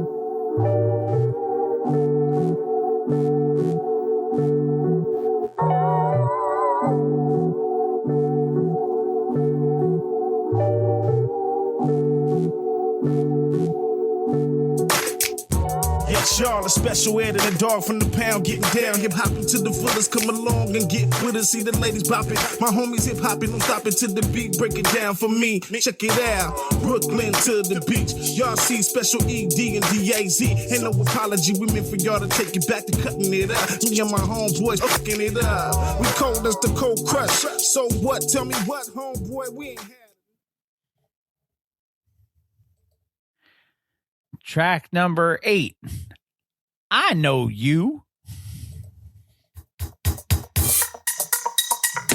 Hello again, friend. When you gon' give me what you can't get back? Now think about that. When you go home tonight, knowing you tight, I wanna get a proper view of the situation. Now let me get this right. I know what you like, but you can't just get everything you want out of life. If you don't reach for it, girl, you better grab it. I feel your heartbeat getting rapid. Let it happen. We can just talk it out. Put this right here, girl. Poke it out. Let's do the dance. You need 2 hands. Me and you got plans. See if you can fit me in. I'm coming to your party, girl. Get me in. VIP. Hold up, wait, let me see ID. If you know me, like I know me. If you know me like I know me, then I think you would know each other pretty well. Yes. Track number 9, Kryptonite. Super duper, she like kryptonite. I'm a super duper, but she like kryptonite. I'm like super duper, but she like kryptonite. I'm a super duper, but she like kryptonite. Whatever it's meant to be, it will happen. For instance, take me, see I'm still rapping. It's like something that I can't quit. It's nicotine to a fiend, I need a damn hit. I can't stand it, but I can't sit. Don't leave like this, it ain't over. I promise I'ma change soon as I'm sober. You're killing me like you hitting me with 2 in the shoulder. You wanna fight like you the promoter, and it's pay-per-view, but I stay. It's pay-per-view. Track number 10, We Gon' Ride. This one features Snoop Dogg and Wilmer Raglan. Wilmer? Or Vilmer, I don't know. Now for a special fee, I be professionally expressing myself and trying to be all I can be. But all I can see is suckers trying to sound like me. Idolize making the game like 023. They hoping to be, I guess cause they ain't like me. Goldie low, these niggas suckers, they ain't fucking with me. Stuck on a key, MG the sound sucker to me. It's something to heat, that this shit ain't nothing to me. Gold chains, at least 4 fingers with rings. See, I'm a Track number 11, Somebody Gotta Bleed. This is featuring Gotti from Cash Money. Miami, we're in the building, man. I'm doing a joint with Special Ed, man. I love this cat. City Records, Cash Money Records, Florida Room, CJ Closet, LBS, Picasso, Cash Money Millionaires, Boo It Up, Baby Fresh, Wheezy, Juvie, Holly. It's the reputed. Put it on the floor and shoot it. Whatever you want to do with it. But I'm telling you, don't do it. Cause your boy don't slip. Fly down to Chi-Town with Gotti on the hip. In the park, in the pocket. We poly on the bench. Ziggin Malise behind me on the fence. The OG with the perm and the rents. You gon' follow in the bird with the tanks.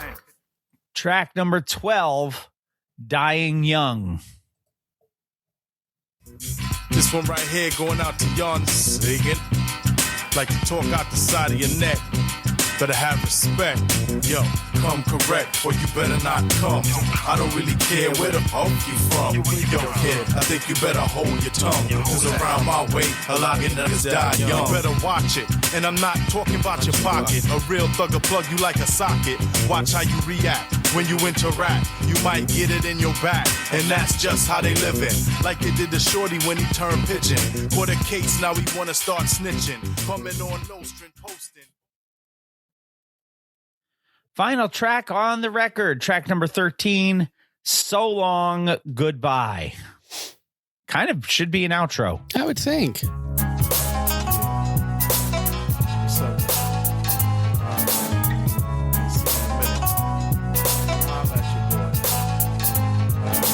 What up, love? Have a seat. You smell sweet. Did you eat? It's about time we meet. I've been calling you all week. Cause when I come home at night, you sleep. And I didn't wanna wake you. But have I ever told you that I hate you? I thought I loved you, but that's all going away too.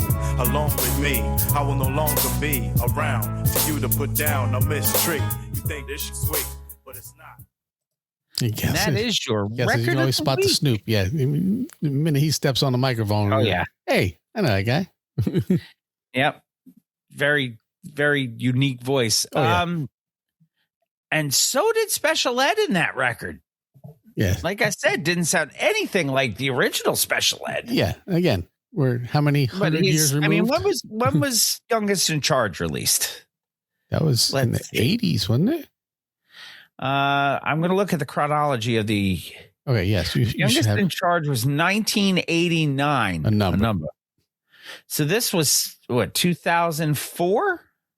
So it's 15 years later. So if he was 16 then, it's 31 years old at this one. So yeah. And the last time I saw him was at the UMTV rap show. Mm-hmm. How'd he sound? He didn't perform. He was just there as a fan. Backstage? Yeah. Okay. Very cool, man.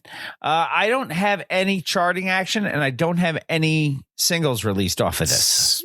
Not a surprise. It was one of those I didn't know actually existed Probably about a year ago. Mm-hmm. And I was like, how did I miss that? But that is. I do try. That is your record of the week for episode 636. That's Special Ed with Still Got It Made. Your one and done was Nene X. She's Dangerous. Mm-hmm. Your artist of the month for April of 2026, Sissies, Indeed. is the X Clan. So go make, it's not the X Clan, it's just X Clan, yes. So X Clan, your artist of the month. Go check out X Clan's catalog. And before we shout out to friend of the show, Paradise Gray. Absolutely. Always good to shout out Paradise Gray. Before we take our final break and get to Bill Reed's lyrics, we got an old to the new for you. We do. Old to the new comes to you from friend of the show. This is Dres. Yes. One of my favorite interviews, I think. Yes. That was a good time that night. It was an entire show. There was no news.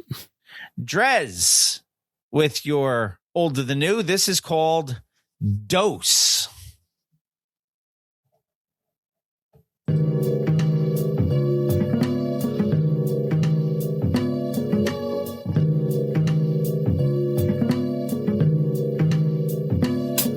A dose of my energy, holy is Hennessy.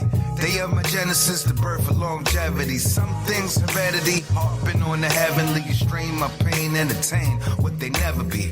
Dose of my energy, black hole of density. Between you and I, promise to be forever me. Propensity to be fly, check out my melody.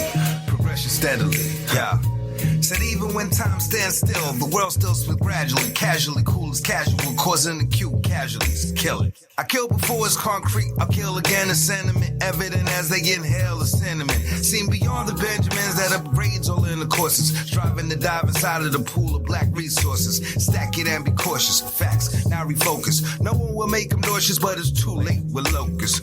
Whose world of mine for all time? One lies, all fine, all until we all grind till the day we all shine. Been deaf, my right and left, the good foot since back in the days of floor shine. Cook, sizzle, and serve a world of raw rhymes. Spit proof for God's grace when the world ignores signs. Versus your co-defendant, should have avoided crime. Time for your anointing, pointing like porcupine. A dose of my energy, holy is Hennessy. Day of my genesis, the birth of longevity. Some things heredity, harping on the heavenly. You strain my pain, entertain what they never be. Dose of my energy, black hole of density. Between you and I, promise to be forever me. Propensity to be fly, check out my melody. Progression steadily, yeah. Set the vibes, know the energy. Please pardon my Hennessy. See me legion deep or alone when there's 10 to me. Hope will forever be dope is the remedy rhyme. Dirt and grime, but soap's not your enemy. Let it be. Tomboy tendencies, more emotion than the ocean while I'm rocking it by decree. Virtual reality hurt you, yours and salary. Generations of pain every day displays a gallery. Word, rep the wise, get dope just to rise. Shut your eyes to the truth, you'll open them to your surprise. 1,000,001 ways. This ain't back in the days. They feed off adoration, ass kissing and praise. Actual form, checkbox of allergy. You be the natural born Dres, Mickey, and Mallory. Blessed as the day I get to knock on God's door and tell him, yeah, they call me nigga, but I'm so much more. A dose of my energy, holy as Hennessy. Day of my genesis, the birth of longevity. Some things heredity, harping on the heavenly. You strain my pain, entertain what they never be. Dose of my energy, black hole of density. Between you and I, promise to be forever me. Propensity to be fly, check out my melody. Progression steadily, you're splitting like a letter V. Dose of my energy, holy as Hennessy. Day of my genesis, the birth of longevity. Some things heredity, harping on the heavenly. You strain my pain, entertain what they never be. Dose of my energy, black hole of density. Between you and I, promise to be forever me. Propensity to be fly, check out my melody. Progression steadily until you got a legacy. Dres with Dose, your old to the new for episode 636. The AI video kind of got me a little bit. But yeah, we don't have an actual, just an audio version, or I would have just played an audio version. The AI video trend is a thing. Yes. And I'm not sure if it's because you can do it a lot cheaper. You don't have to get the equipment. You don't have to pay the crew. You don't have to put in the time. Mm-hmm. But the song is fucking dope. And it's the first track from the Dilla Dres combo that he talked about when he was on our show 100 years ago.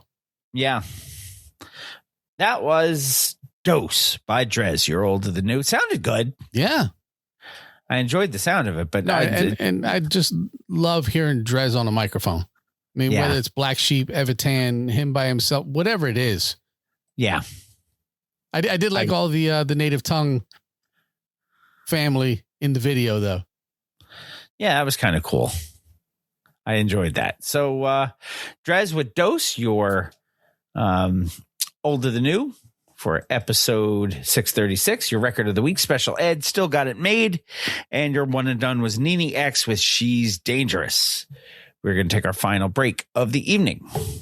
And when we come back, buckle your seatbelts. Because I'm sure it's not going to be fun for me, but it is going to be fun for somebody. It is Bill Reed's Lyrics coming at you on Mr. Throwback Thursday, episode 636. Come right back.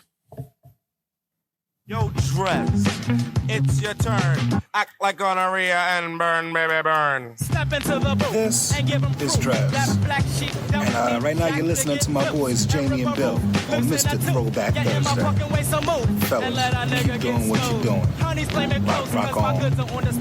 I play them like vitamins and take a holiday. I pull them like a dentist, mold them like a teacher, knock them like a bowler, fleece them like a preacher. Step, get a man, go to school, join a band, it makes no difference whether. Dres is the type of brother.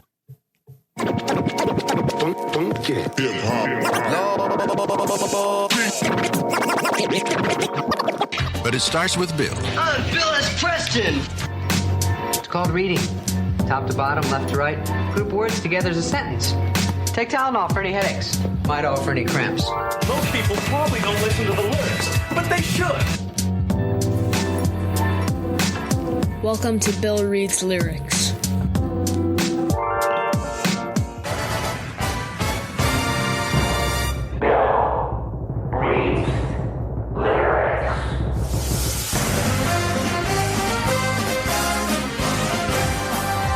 The following segment of Bill Reed's Lyrics is an educational discussion of artistic expression and creativity in modern music. This segment may contain explicit or offensive language. Sensitive individuals are discouraged from listening. The views and opinions within these lyrics are not necessarily those of Mr. Throwback Thursday or its hosts. Well, thank you, Miss Announcer Lady. That is the disclaimer. Welcome back, Mr. Throwback Thursday, episode 636. It is indeed time for the appropriately disclaimed Bill Reed's Lyrics. Yes, because we have to. I have put on the TBT elemental hat. Nice. It goes with my coffee mug this evening. Nice. Mine too. I went with it because we talked about that today. We did. On the page. So I had to use the TBT Posse elemental mug. Good choice. And now we get scared. And now we come to the payoff. Now we come to the payoff. Johnson, to AI's credit, it was a very good likeness of Dres. Yeah, as far as those things go, yes, it was pretty good. Better than the Red Man and Method Man one in the. That was tough. Bad. That was tough. Right, I will go to musically, private. It was great. Yes. So I'll come over here to the private chat. Oh my good Lord.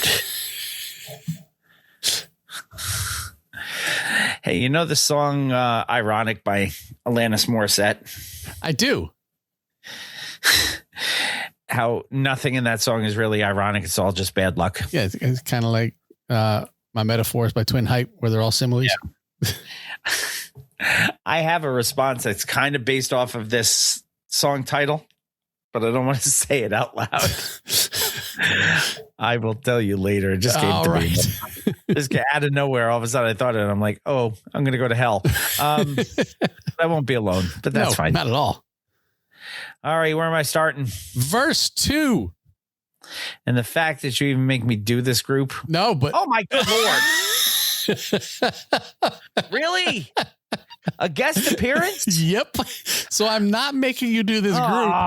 Just a song that they are also on. Oh, good Lord. It's a quick one. So is this Christopher Wong again? I believe that was his real name. Yes, Christopher Wong. Yes. Long dick Chinese. That's that guy. So with no type of ado. Sesame Street Grover Stiley, whether nearer or further. Real Q. That motherfucking piano. Ripping hose from state to state. Dick in her mouth. Nuts on her face. Daddy Longstroke tried to kill her tonsils. Because I love the way she choked on my Johnson. Suck this dick like you do a Slurpee. And the sounds you make me more horny. So swallow this nut. Because you love the taste, and if you don't, it'll be on your face. What a poet, that guy. That is truthfully like only 8 bars on that verse, I think. Wow. And yet, just so completely wrong for those 8 bars. Some things are what at face value. Yeah. You're going to get what you're going to get. And, fresh kid ice. Yes. He's no Marquise baby, but he's still down with it. See, I didn't put the buckbald hat on, but I just wanted to mention, since Gail was on tonight, I actually had my final. I had been saving them. I had my final buckbald beers earlier this evening. Nice. I had the Sasquatch one, which I really like. The Sasquatch, was it dark ale or something like that? That one's really good. I had the IPA after that, but I enjoyed the Sasquatch one so much so that I may just go back somehow, some way, and order more of those to come. So I'm gonna be out that way. September, I think. We're going to Harris Cherokee. You should buy a hat. I may stop by and deliver a hat.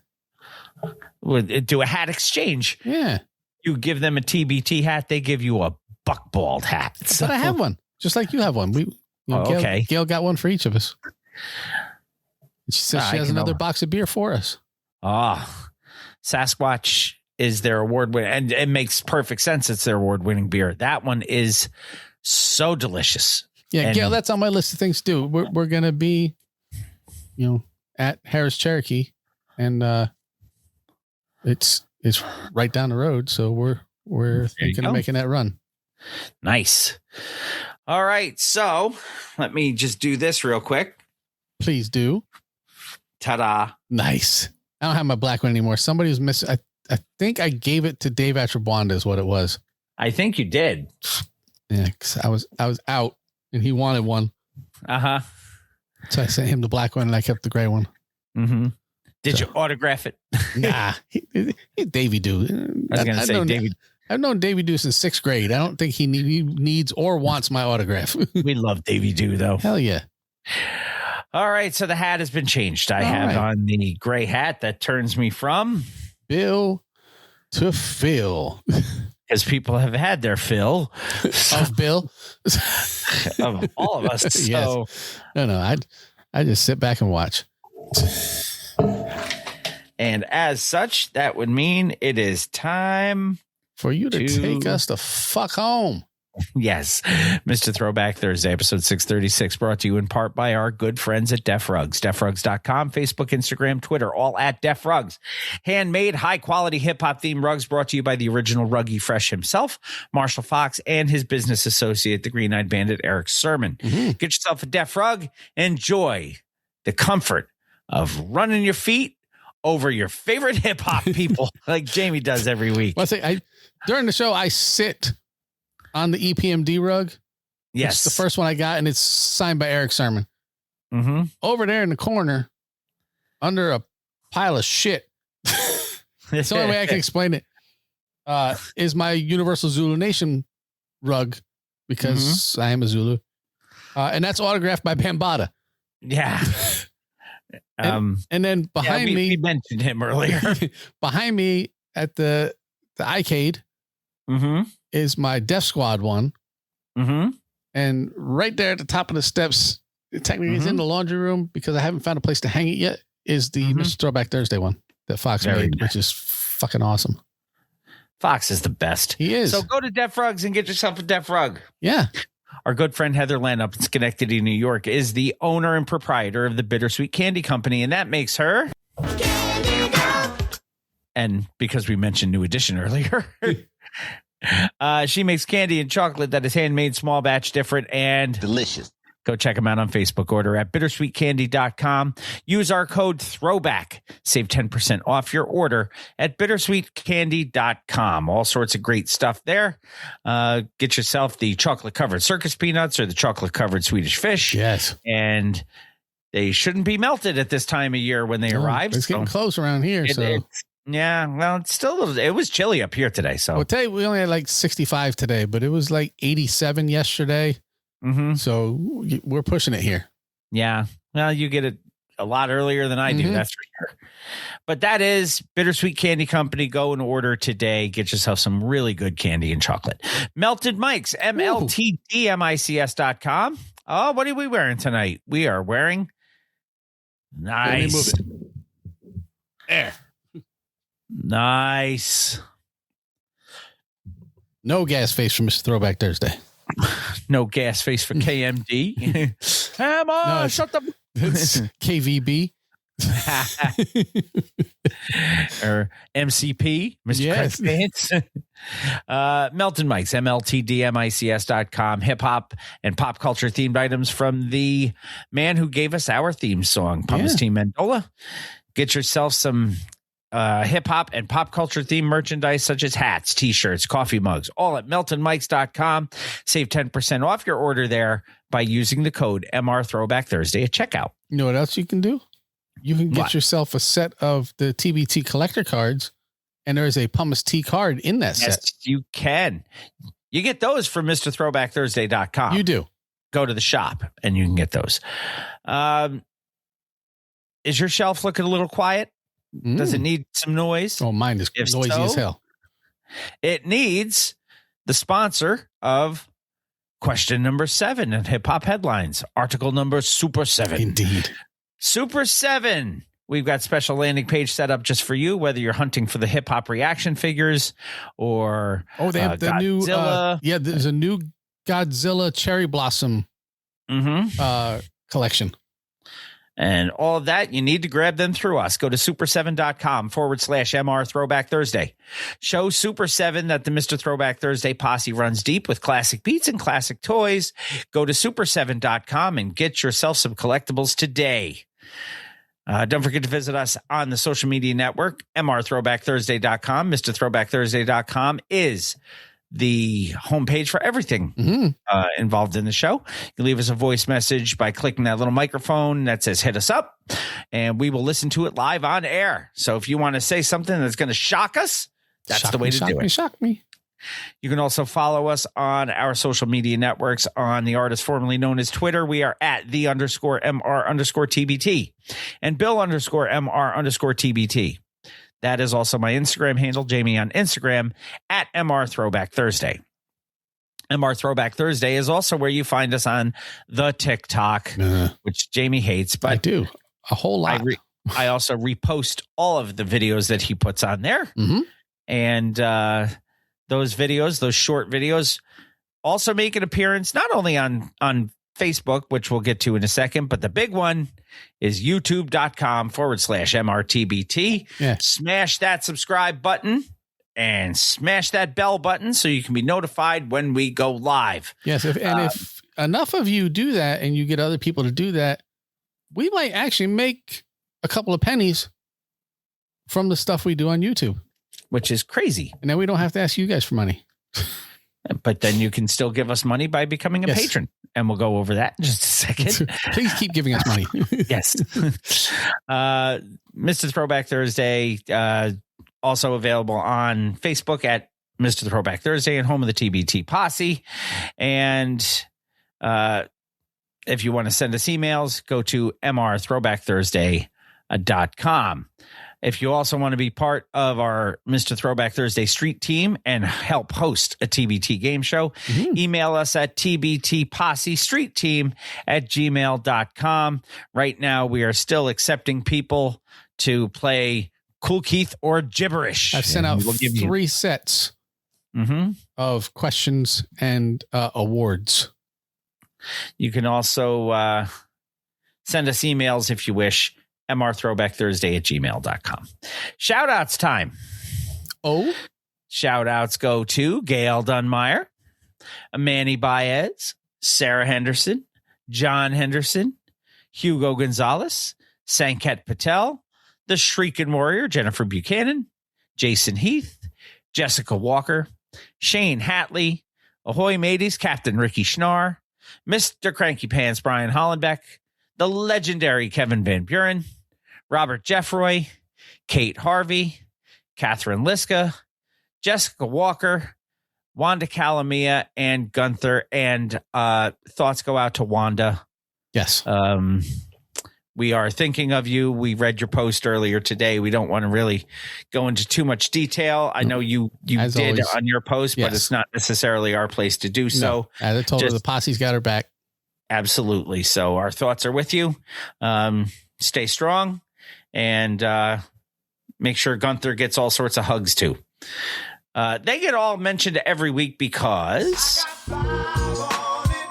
or more. You want to get your name mentioned every week? Become a patron. Go to patreon.com/MRTBT or MrThrowbackThursday.com and look for the little link on there that says become a patron. Yeah, I think it's still there.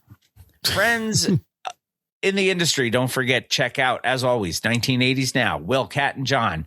Check out Anthony, Imran, and Rugboy over at Jock and Nerd Podcast. Check out Talking Thai on What's the Word Podcast or Brooklyn Thai NYC. Check out Laura Lee and the Saturn's favorite music yes. podcast this week with a special guest appearance by Mr. Throwback Thursday himself. So once again, we thank you very much, Laura, for having Jamie on. Yeah. And great job on that one, by the way. I had fun. I was telling you before the show, I got to experience being the talent. Yeah. I didn't have to write a show. I didn't have to edit a show. I didn't have to do anything. I showed up, I recorded, and I went on my way. We also want to acknowledge our good friend DJ B. He's the hardest working turntablist in the world. He's also the proprietor of Freshtopia and Fresh Radio at itsfreshradio.com and the Fresh Radio app for your phone. You can get the world premiere of each episode of our show 9 p.m. Eastern Standard Time on Wednesday evenings. You can also get the go to Wild One Radio and get our show, wildoneradio.com, 7 a.m. Eastern Standard Time. And all throughout the weekend, you can find out when we're on. Don't forget to subscribe, rate, review. Yes, he called himself the talent for his appearance on the Saturn's favorite music podcast. Yes, because Bill is the talent here. Yes. I just got to be .com here. Yeah, I got to be the talent where I didn't have to do anything but show up, record, and roll out. Roll out. You didn't talk about that song, though. No, we did talk about Luda though. Here, we did talk about Luda. Yes, we talked about Luda. So roll out, which is what we're doing. We're rolling out of the episode. So don't forget to subscribe, rate, review, all of that good stuff. Find us, share the good word. Take very good care of yourselves, everybody. Wash your hands. Wash your butt. And until next time, keep it classic. And like Cool Keith said, there's some cornflakes in the kitchen and turkey sandwich on top of the refrigerator. That's right, girl. Don't roll your eyes at me like an alligator. And always remember, new school stale, old school fresh.